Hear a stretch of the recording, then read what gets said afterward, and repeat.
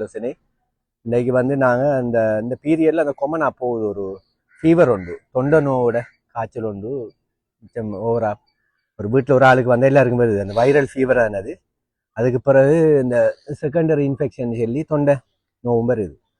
அதில் வந்து இந்த நம்மளோட ஆக்கள்கிட்ட இருக்கிற பெரிய பிரச்சனைன்னா அந்த காய்ச்சல் வந்தால் உடனே குறையுது இல்லைன்னு ஒரு நாளையிலேயே வராங்க. ஹாஸ்பிட்டலில் காலையில் மருந்து எடுத்து பின்னர் திருப்பி வராங்க. காலையில் ஹாஸ்பிட்டலில் மருந்து எடுத்து காய்ச்சல் குறையிலேருந்து வருது. இது என்னென்னா இப்போ ஒரு ஃபீவர் ஒன்று வந்தால் அது எப்படியும் 3 days எடுக்கும் செட்டில் ஆகுறது. இப்போ நார்மலாக காய்ச்சல் ஒன்று வந்தால் ஃபர்ஸ்ட் டே வந்து காய்ச்சல் உக்கிர மாதிரி இருக்கும், கட்டும் ஹை ஃபீவர் ஆയിരിக்கும், பாடி பெயின் ஏலா தாங்கேலா அப்படி கட்டும் காய்ச்சல் ஆയിരിக்கும். அடுத்து சில டைமில் 6 hours-க்குள்ளேயும் 6 hours உங்கள் இடையிலேயே வந்துடும். இப்போ காய்ச்சல் பேரசிட்டமால் சிறப்பை போட்டு அல்ல பேரசிட்டமால் டேப்லெட்டை போட்டுட்டு இப்போ 2-3 hours திருப்பி வரும். அப்போ இவங்க நினைக்காங்கன்னா இப்போ அதுக்கு இடையில மருந்து குடிக்கல, அது அடுத்த 6 hours நாம் பேரசிட்டமால் எடுக்கலாம். அப்போ இவங்க நினைக்காச்சுன்னா அந்த மருந்து வேலை செய்யலைன்னு சொல்லி போட்டு திருப்பி வேறு நல்ல மருந்து எடுக்குன்னு சொல்லி போட்டு திருப்பி ப்ரைவேட்டுக்கு வாரா இல்லை பின்னர் வாரம். இது போல் என்னச்சுன்னா பேரசிட்டமால் தான் காய்ச்சல் கொடுக்க போகிறோம். அது எங்கே போனாலும் பேரசிட்டமால் தான் காய்ச்சல் கொடுக்க போகுது.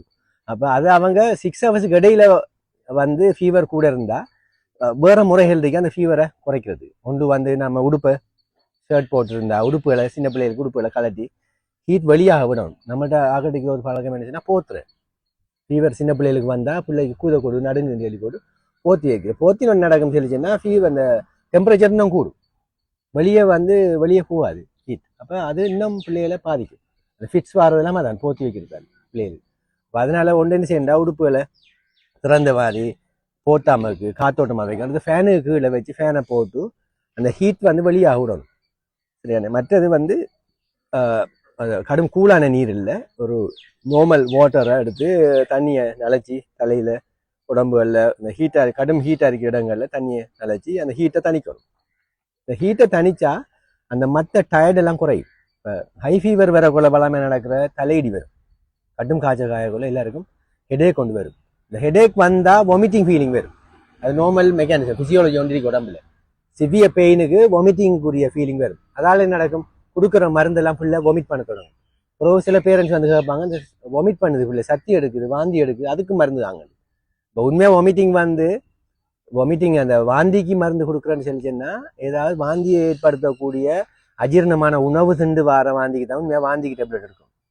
இப்போ சரியான பெயினால் சத்தி வருதுன்னு சொல்லிச்சுன்னா அதுக்கு பெயினை குறைச்சா அல்லது ஹை ஃபீவருக்கு தலையிடி வருது அந்த வந்து சத்தி வருதுன்னா அந்த ஃபீவரை குறைச்சோம்னா அந்த வாமிட்டிங் ஃபீலிங் குறையும்.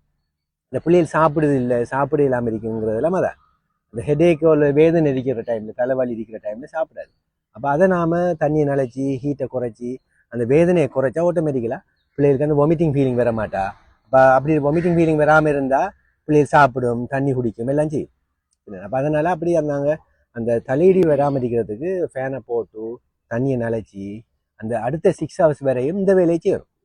இப்போ இதுக்கு வேறு வழி இல்லை, ஃபீவரை குறைங்கன்னா பேரசிட்டமால் தான்.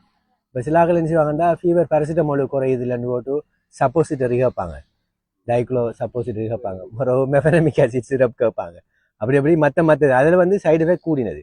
அடுத்தது சில ஃபீவர்கள் வந்து மதிக்கலாமா ஆக்கும், அதுகளை பாவிச்சோம்னு சொல்லிச்சேன்னா நம்ம உண்மையாக ஃபீவருங்கிறது குறையுது இல்லைன்னா நம்ம கொஞ்சம் அலர்ட் ஆகுறது தானே. அப்போ நாம் அதை அமர்த்துறேன்னா அந்த மருந்துகளை கொடுத்து ஹை டோஸில் கொடுத்து அல்லது இப்படியான மருந்துகளை பாவிச்சு செய்கிறதுல சில டைம் இந்த டெங்கு ஃபீவர்லாம் வந்து மதிக்க இல்லாமல் போகும். இந்த டைக்ளோஃபெனக் அடுத்த மெஃபெனமிக் ஆசிட் சிரப் அப்படியான குளிர்செயல் மருந்துகள் சிரப் எல்லாம் இருக்கு காய்ச்சலை குறைக்கிறதுக்கு பேரசிட்டமாலுக்கு அடுத்த ஸ்டேஜ். இப்போ இதுகளை அதிகமாக பாவிச்சோம்னா சில டைம் டெங்கு காய்ச்சல் மதிக்க இல்லாமல் போகிறேன். சில பிள்ளைகளுக்கு டெங்குன்னு சொல்லி பேடாகிறதெல்லாம் இதுகளை கொடுத்து அமர்த்தி வைக்கிற பிறகு மதிக்க இல்லாமல் போகும். அதனால நாங்கள் அந்த ஃபீவர் வந்தால் நம்ம ஒருத்தரும் பயப்பட தேவையில்லை, இப்படியான இந்த செட்டப்புகளை செய்து. அடுத்தது ஃபீவர் ஹை ஃபீவர் இருந்தால் நீரிழப்பு கூட இருக்கும். ஏன்னா அந்த ஃபீவரை தாங்கிறது பொடி என்ன செய்யும்னா நீரை ஆவியாக்கும், அந்த காய்ச்சலை குறைக்கிறது. அப்போ கட்டாயம் வந்து கூட வாட்டர் எடுக்கணும், நீர் எடுக்கணும், அதிகமாக நீரை குடிக்கணும். அப்படி தண்ணி வகைகள் இயற்கையான பழச்சாறுகள் அதுகளை நாங்கள் எடுத்தோம்னு சொல்லிச்சோன்னா அந்த சோறுகள் வராது, ஃபீவரால் வர சோறு வராது. அந்த வைரல் ஃபீவருக்கு வந்து சும்மா பேரசிட்டமால் மட்டுமே எடுத்தா ஃபர்ஸ்ட் டே விட பாருங்க, ஃபர்ஸ்ட் டே வந்து கிட்ட காயும் முக்கிற மாதிரி இருக்கும். செகண்ட் டே ஆகுல பாருங்க ஒரு கேப் ஒன்று வரும். இந்த 6 hours காஞ்சது ஒரு 8 hours அல்ல 12 hours பிறகு வரும் அந்த ஃபீவர். அடுத்து அந்த ஃபர்ஸ்ட் டே விட உக்கிரம் குறைய இருக்கும். இந்த ஃபர்ஸ்ட் டே தாங்க இல்லாதனா நாங்கள் ஓடித்துடுறேன். காலத்தில் எடுத்த பின்னரை கொடுத்து வந்து எடுக்கிறதும் அது இதில் எடுக்க ஓடுது. அதை தாங்கும் நம்ம. அப்போ தாங்கி நம்ம சொல்லிச்சுன்னா செகண்ட் டே ஒரு கெப் வரும். தேர்ட் டே வந்து நம்மள ஒரு நேரம் காஞ்சி செட்டில் ஆகிடும் வைரல். ஆனால் அந்த ஃபீவர் பேட்டர்ன் வந்து ஒரே மாதிரி இருந்துச்சுன்னா ஃபர்ஸ்ட் டே மாதிரியே செகண்ட் டே இருக்கி அந்த அதே கெப்பில் வந்துட்டு இருக்கி ஹை ஃபீவர் இருக்குன்னு சொல்லிச்சா நம்ம கொஞ்சம் அலர்ட் ஆகும்.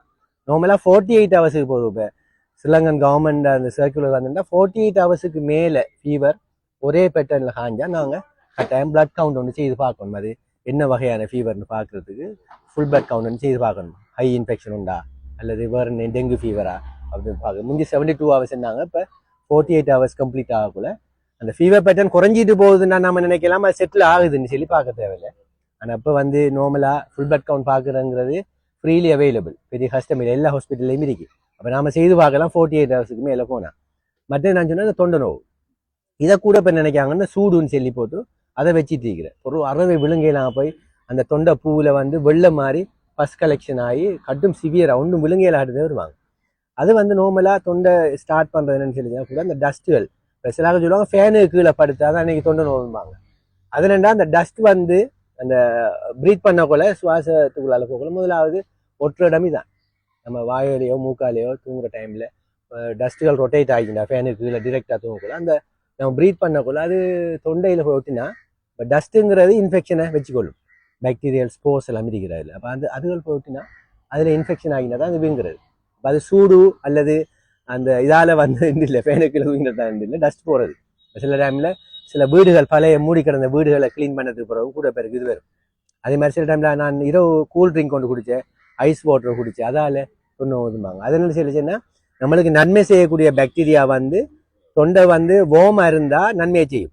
தொண்டைக்குள்ள ஒரு கூலான பதார்த்தம் போகிற டைமில் அந்த நன்மை செய்கிற பாக்டீரியா நம்மளுக்கு தீங்கு ஏற்படுத்தணும் செய்யும். அப்போ அந்நேரம் தான் அந்த தொண்டை நோவுறு. அப்போ ஐஸ் வாட்டர் குடித்து சூடு குளிர் அதுங்கிறது இல்லை உண்மையாக அந்த பாக்டீரியா நன்மை செய்கிறது நமக்கு தீமை செய்கிறது, தீங்கு செய்ய தொடங்கும். அந்நேரம் தொண்டை பூவிங்கும்.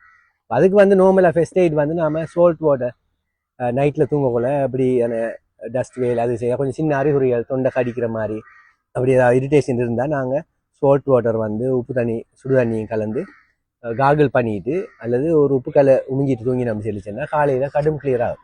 அது வந்து நம்ம அந்த தொற்றுகள் ஏற்படாமல் பாதுகாக்கிறது. அப்போ இதுகளை செய்துட்டு அது விசேஷமாக வந்து நைட்டுகளில் பிள்ளைகளுக்கு ஈவினிங்களில் கூல் வாட்டர் அடுத்தது கூல் ட்ரிங்க்ஸுகள் வந்து கொடுக்கறது தவிர்த்து கொள்ளணும். அதை அப்படி செய்தோம்னா அந்த தொண்டை நோவு அந்த இந்த ஃப்ளூ அந்த வைரல் ஃப்ளூ வாரதுகளை நாங்கள் குறைச்சி கொள்ளலாம்னு கேட்டு விடைபெறுகிறேன். நன்றி. அஸ்ஸலாமு அலைக்கும்.